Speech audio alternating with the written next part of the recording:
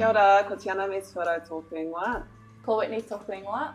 Me tēnei rā, kei te kōrero māua e pāna ki tō māua haerenga kei roto i te reo Māori me te neti kōro hoki. Nō reira, I'm going to ask you. I'm going to go first. Nah. Okay, Go. e whai ana hau te reo Māori nā te mea, so I'm learning te reo Māori because... I'm learning te reo Māori because you told me I had to learn te reo Māori. No joke. Well, I kind of did.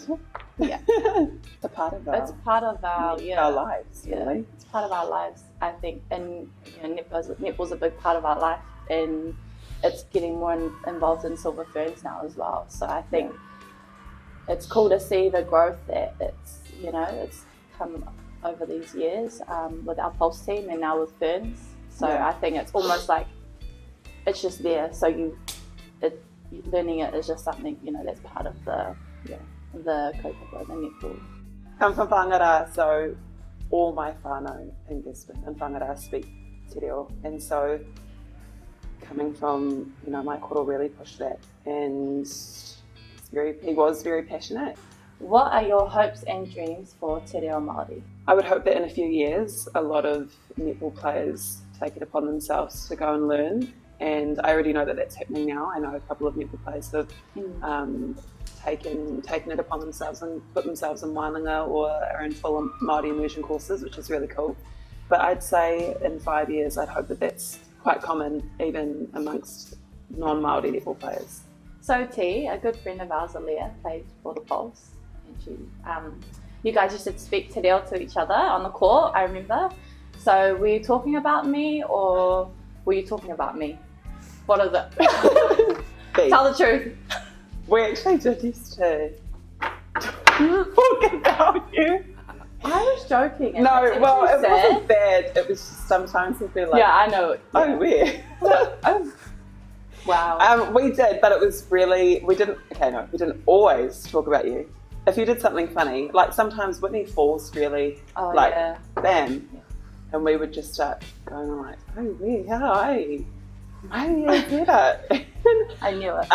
But sometimes it would just be grab her dress and go, how do I keep konei? And then if she didn't want to take something, we would sometimes, I don't know if the camera ever picked it up, but there was one time I remember she was like, kukwe, and I was like, oh, kukwe.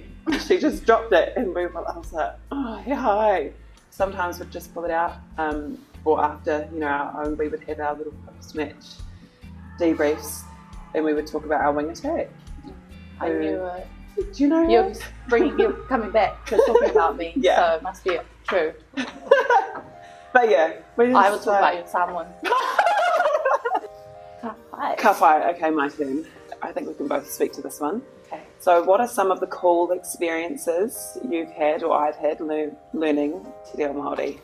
I've always been very fascinated about the Māori culture. I think that the passion that we, that I see in people when they speak Māori or they teach us about their culture, I've always been drawn to that. And I think being Samoan, I didn't really grow up with my, Samoan culture as much. So having te reo Māori be such a big thing in our team at Pulse, it's been really cool. But I think we learn lots of waiata, which has been awesome. So being able to sing in another language, I think that's really cool. And just being able to learn just little phrases that we say on court and stuff, I think that's really cool as well. What are some of the not so cool experience? Oh my gosh, I flopped out. I can't even speak English. What are some of the not so cool experiences you've had learning te reo Māori? Let me say it in Māori too. Go, read it. Okay, ready? Bear with me. Ko ētahi āhuatanga, kaore I pai ki au nopu, e whai anei te reo Māori. Ko... Oh, pia te wai, haere ai ki te kura Pākehā. Wai muri tōpio ai te kura o te kohanga reo rānei. I just remember I went there and I couldn't read and I couldn't really write, and I remember there was this girl who used to correct all my printing and all of my English writing because I used to write all my or my E or I in English in lowercase, which isn't a thing in English. And so she went through all of my writing and kept correcting it, which I feel like she felt was annoying, but also I knew it was like she actually genuinely wanted to help me. But I just remember always feeling really anxious, and it took me, so I went to a mainstream school when I was 9, and like it took me maybe four years to actually be confident in writing and reading in English.